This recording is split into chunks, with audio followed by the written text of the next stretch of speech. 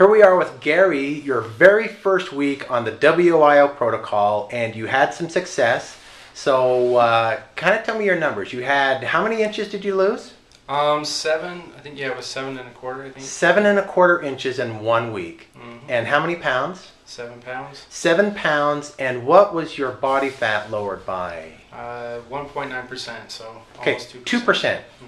All right, now, there's a lot of diets out there where you can lose the pounds in 1 week, but that doesn't mean you're losing fat. Mm-hmm. But on our protocol, when you're measuring and lowering your body fat percentage, boy, it's undeniable that you're losing fat, right? Mm-hmm. Yeah. Now, you mentioned something else that kind of also confirms that you're actually getting leaner. Mm-hmm. You said something about your density and the feeling in your chest and arm. Tell me about that. Yeah, well, like I've lifted weights before, I've played sports, that kind of thing, so I kind of know what it feels like when your arms are feeling, more muscular, your chest is feeling more muscular, and that's something that I started to notice pretty quick.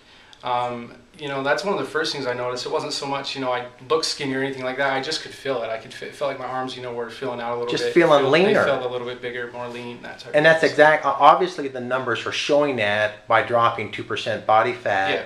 And it's showing up in the way you're feeling. Yeah. Anything else that you noticed? I just feel I'm able to wake up a lot easier. That was the first, I think it was the second day I woke up, and usually waking up's hard for me. And I woke up and I felt really alert. I felt ready to go, and I just, I'm also a student. I feel like I've been able to focus a little bit better at school, that kind of thing. And just because I'm not, eating all the time, I just feel healthier, really. So 3 things I want to kind of point is easier to wake up. So you were able to wake up easier without kind of just hitting the snooze button, right? Oh yeah, definitely. Yeah. And then after you woke up, you're just more aware and alert. Yeah, yeah. And then you're able to concentrate more while you're at school. Mm-hmm. 3 distinct improvements. Yeah. And those are all things that we talk about with dieters that they'll improve on and benefit in. Mm-hmm. And so you're noticing that the very first week. Yeah, and it was the second day. I mean, it was quick.